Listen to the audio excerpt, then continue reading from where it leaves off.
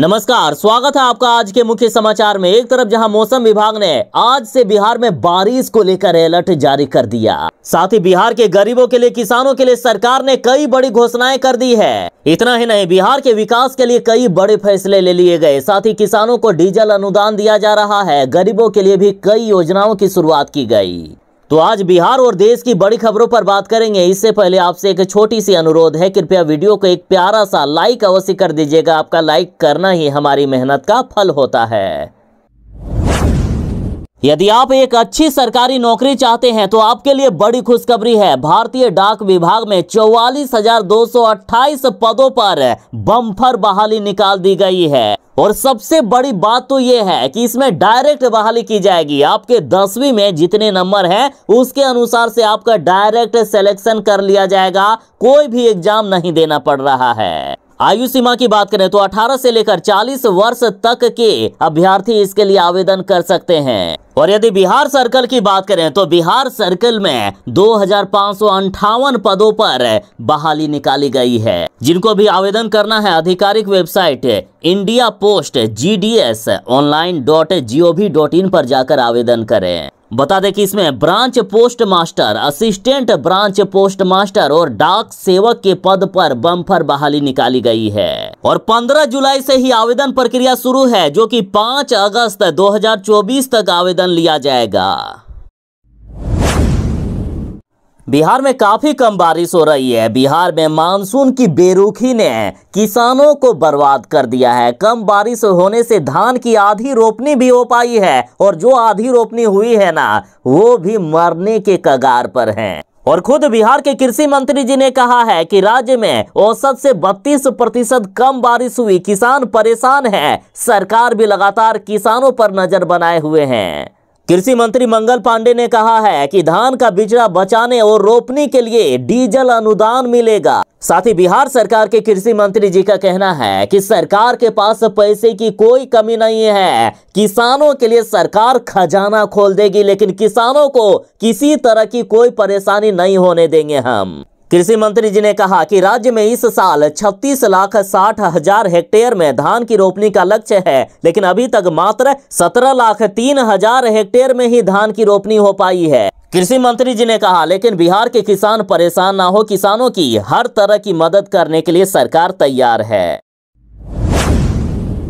सरकारी नौकरी की तलाश करने वाले जरा ध्यान दीजिएगा। इंडियन नेवी में 741 पदों पर बम्पर बहाली निकली है और समय बहुत कम बचा है। 2 अगस्त 2024 तक ही आवेदन करने का लास्ट डेट है, इसलिए जल्दी करें। देखिए, इंडियन नेवी में फायरमैन, MTS, कुक समेत 741 पदों पर बम्पर बहाली निकाली गई है। यदि शैक्षणिक योग्यता की बात करें तो यदि आप 10वीं पास हैं तो इसके लिए आवेदन कर सकते हैं। 10वीं पास के साथ यदि ITI हो तब तो और भी अच्छा होगा। एज लिमिट की बात करें तो 18 से लेकर 30 साल तक एज लिमिट निर्धारित किया गया है। तो वैसे अभ्यर्थी जो आवेदन करना चाहते हैं वे आधिकारिक वेबसाइट joinindiannavy.gov.in पर जाकर आवेदन करें।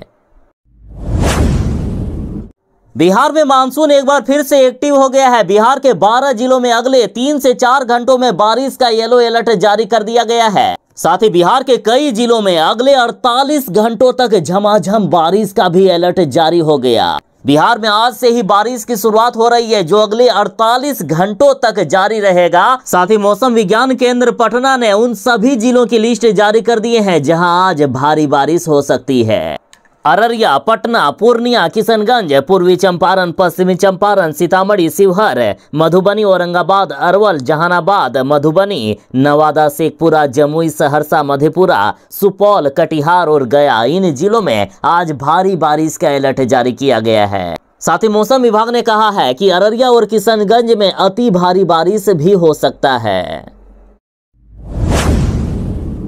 बिहार वालों के लिए एक जरूरी सूचना। देखिए, स्कूल के समय में अब बड़े वाहन नहीं चलेंगे। यानी जिस भी रास्ते में स्कूल पड़ता है, वैसे तो अभी बिहार के लगभग सभी रास्तों में स्कूल पड़ता है, तो जब स्कूल खुलने का समय हो और स्कूल के छुट्टी का समय हो, उस समय कोई भी बड़े वाहन नहीं चलेंगे सड़कों पर। देखिए, बिहार सरकार ने बड़ा फैसला किया कि विद्यालय के समय में सड़कों पर बड़े मालवाहक वाहनों का परिचालन बंद रहेगा। परिवहन विभाग ने इसे पूरे प्रदेश में लागू करने का फैसला किया है। परिवहन विभाग ने सभी डीएम एसपी को आवश्यक दिशा निर्देश दिया है। मालवाहक वाहनों के परिचालन पर रोक लगाया जाएगा। इसमें से कहा गया है कि स्कूल टाइमिंग के दौरान माल ढुलाई करने वाले वैन, ट्रैक्टर, ट्रक सहित अन्य मालवाहक वाहनों के परिचालन पर पूरी तरह से रोक लगा दिया जाए। देखिए, सुबह के समय में विद्यालय जाने के लिए बड़ी संख्या में बस, वैन आदि सड़कों पर चलते हैं और इसी अवधि में बड़े वाहनों, मालवाहक वाहनों,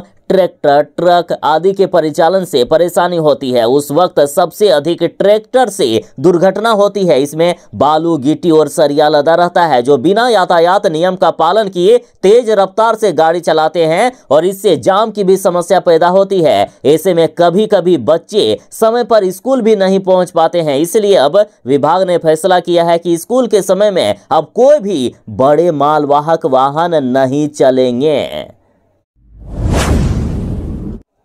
सरकारी नौकरी की तलाश करने वालों का तलाश खत्म होने वाला है। इंडियन ऑयल में 467 पदों पर बम्पर बहाली निकाल दी गई है। आवेदन प्रक्रिया शुरू हो गया है। लास्ट डेट 21 अगस्त 2024 तक है। देखिए, इंडियन ऑयल कॉरपोरेशन ने नॉन एग्जीक्यूटिव पर्सोनल के 467 पदों पर भर्ती के लिए नोटिफिकेशन निकाल दिया है और ये भर्तियां अलग अलग रिफाइनरी और पाइपलाइन डिवीजन के लिए है। अब क्वालिफिकेशन की बात करें तो संबंधित क्षेत्र में 3 साल का डिप्लोमा, जैसे diploma in mechanical engineering, diploma in electrical engineering, diploma in instrumentation, diploma in electronics, ये सब किए हुए हो तो आप अप्लाई कर सकते हैं। एज लिमिट 18 से लेकर 26 साल मांगी गई है। आवेदन करने के लिए आधिकारिक वेबसाइट iocl.com पर आपको जाना होगा। तो देर किस बात की, यदि पॉलिटेक्निक किए हुए हो तो जल्दी से अप्लाई कर दीजिए। यदि कोई सरकारी नौकरी की तलाश कर रहे हैं और रेलवे में नौकरी करना चाहते हैं तो एक बड़ी खुशखबरी है। रेल भर्ती सेल से अप्रेंटिस के 2424 पदों पर भर्ती के लिए वैकेंसी निकाल दी गई है। देखिए, रेलवे में अप्रेंटिस के 2424 पदों पर भर्ती होने वाली है। भर्ती रेलवे भर्ती सेल आरआरसी और मध्य रेलवे सीआर ने ये भर्ती प्रक्रिया निकाली है। योग्यता की बात करें तो 10वीं पास यदि हैं तो आप इसके लिए आवेदन कर सकते हैं। 10वीं पास में कम से कम 50% अंक होना चाहिए। आयु सीमा 15 से लेकर 24 साल के बीच मांगी गई है। बाकी SC ST वालों को 5 साल का छूट भी मिलेगा। आवेदन करने के लिए आपको ऑफिशियल वेबसाइट rrccr.com पर जाना होगा। आवेदन करने का लास्ट डेट 15 अगस्त 2024 तक है। यदि आप बिहार में रहते हैं तो उम्मीद है कि आपका आयुष्मान कार्ड बन गया होगा। यदि नहीं बना है तो जल्दी से बनवा लें। अभी निःशुल्क आयुष्मान कार्ड बनवाए जा रहे हैं और लगभग बिहार के प्रखंडों में भी इसके लिए शिविर लगाए जा रहे हैं। और देखिए, बिहार सरकार के द्वारा 18 से लेकर 31 जुलाई 2024 तक निःशुल्क आयुष्मान कार्ड निर्माण हेतु विशेष अभियान चलाया जा रहा है। निःशुल्क आयुष्मान कार्ड बनवाने के लिए राशन कार्ड और आधार कार्ड की जरूरत होती है। लाभुक परिवार के सभी सदस्यों के लिए आयुष्मान कार्ड बनाना बहुत जरूरी है ताकि 5 लाख रुपए तक का निःशुल्क इलाज पाने में कोई भी देरी ना हो सके। और इस बार तो मुफ्त इलाज की सुविधा 38 लाख बुजुर्गों को भी मिलेगी। वैसे बुजुर्ग जिनकी उम्र 70 साल या उससे भी अधिक हो गई है, उनको भी अब आयुष्मान कार्ड के तहत फ्री इलाज की सुविधा दी जा रही है। आयुष्मान कार्ड बनवाने के लिए आप नजदीकी के पीडीएस की दुकान, मतलब जहां से आपको राशन प्राप्त होता है, जो 5 किलो सरकार राशन देती है वो आपको जहां से प्राप्त होता है, वहां पर भी आप अपने राशन कार्ड को ले जाकर अभी आयुष्मान कार्ड बनवा सकते हैं। सरकार का लक्ष्य है कि बिहार के जितने भी गरीब लोग हैं सभी का आयुष्मान कार्ड बनना चाहिए और इसके लिए युद्ध स्तर पर तैयारियां की जा रही है। 18 से 31 जुलाई तक निःशुल्क अभियान चलाया गया है। बिहार की जनता के लिए मुख्यमंत्री नीतीश कुमार जी ने सबसे बड़ी योजना के तहत आवेदन लेना शुरू कर दिया है। बस अब कुछ ही दिन बचे हुए हैं आवेदन करने के लिए। देखिए, मुख्यमंत्री उद्यमी योजना के तहत बिहार सरकार बिहार के युवाओं को 10 लाख रुपए तक का लोन दे रही है और इसमें सबसे बड़ी बात यह है कि 50% का सब्सिडी भी मिल जाएगा। मतलब 5 लाख रुपया ऐसे ही माफ हो जाएगा। सिर्फ 5 लाख ही सरकार को लौटाने होंगे। यदि आप 2 से 3 लाख का लोन लेते हैं तो आपको उसके आधे पैसे ही लौटाने पड़ सकते हैं। आवेदन प्रक्रिया शुरू है। 18 से लेकर 50 वर्ष तक के अभ्यर्थी इसके लिए आवेदन कर सकते हैं। आवेदन करने की लास्ट डेट 31 जुलाई 2024 तक है। आवेदन करने के लिए ऑफिशियल वेबसाइट udyami.bihar.gov.in पर जाएं। और सबसे बड़ी बात तो ये है कि इसमें लाभुकों का चयन लॉटरी के अनुसार किया जाएगा, यानी किसी का भी सिलेक्शन हो सकता है। अतः जल्द से जल्द आवेदन कर दें।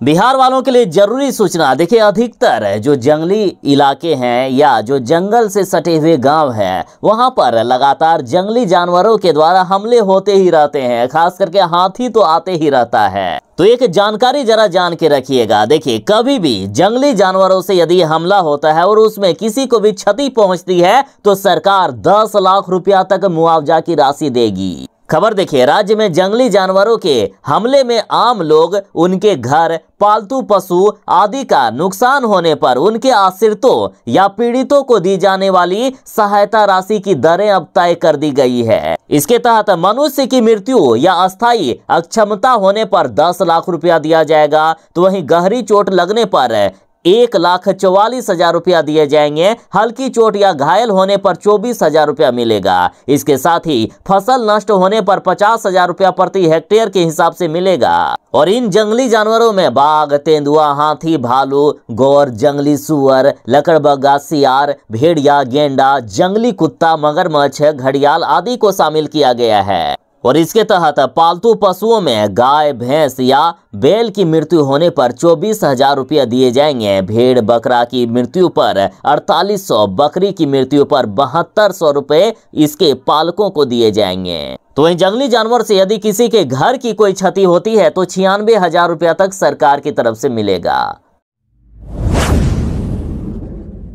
बिहार के 101 अनुमंडल में बनाए जाएंगे उद्यमिता विकास केंद्र। देखिए बिहार सरकार उद्यमी योजना के तहत बिहार वालों को 10 लाख रुपए तक का लोन दे रही है, जिसमें से 5 लाख माफ हो जाएगा। और इस राशि से लाभुक अपने लिए रोजगार का सृजन तो कर ही लेंगे, साथ ही कई अन्य लोगों को भी रोजगार दे देंगे। लेकिन इनको प्रॉपर ट्रेनिंग करने की जरूरत है, इसलिए बिहार सरकार ने 101 अनुमंडल में उद्यमिता विकास केंद्र बनाने का फैसला लिया है। यहाँ मुख्यमंत्री उद्यमी योजना के चयनित लाभुकों को प्रशिक्षण यानी ट्रेनिंग दिया जाएगा। और अभी तक 40,000 लाभान्वित हो चुके हैं मुख्यमंत्री उद्यमी योजना के तहत। इनको लगभग 10 लाख रुपए तक का लोन मिल चुका है। और अभी भी आवेदन की प्रक्रिया जारी है। 31 जुलाई तक आवेदन कर सकते हैं। तो जो भी लाभुक इस योजना का लाभ उठाना चाहते हैं जल्दी से जल्दी आवेदन करें। झारखंड कर्मचारी चयन आयोग के तहत 864 पदों पर बम्पर बहाली निकाल दी गई है। और हाँ, खास बात यह है कि इसमें बिहार वाले भी अप्लाई कर सकते हैं। देखिए जूनियर क्लर्क और स्टेनोग्राफर के पदों पर बम्पर बहाली निकाली गई है। शैक्षणिक योग्यता की बात करें तो यदि आपने इंटर किया हुआ है, यदि इंटर की परीक्षा पास कर लिए हैं किसी मान्यता प्राप्त संस्थान से, तो आप इसके लिए आवेदन कर सकते हैं। जूनियर क्लर्क पद की बात करें तो यहाँ इंटर के साथ कंप्यूटर पर 25 शब्द प्रत्येक मिनट हिंदी टाइपिंग मांगी गई है। स्टेनोग्राफर पद की बात करें तो देखिए स्टेनोग्राफी में 80 शब्द प्रति मिनट आना चाहिए और हिंदी टाइपिंग में 30 शब्द प्रत्येक मिनट मांगा गया है। एज लिमिट लगभग 35 से 37 साल तक भी भर सकते हैं। 18 साल से लेकर 37 साल एज लिमिट रखा गया है। बाकी कैटेगरी वालों को लगभग 5 साल का छूट भी मिल जाएगा। आवेदन करने के लिए आधिकारिक वेबसाइट jssc.nic.in पर जाएं। आवेदन शुल्क जनरल को 100 रुपया, बाकी SC ST दिव्यांग को 50 रुपया लगेगा।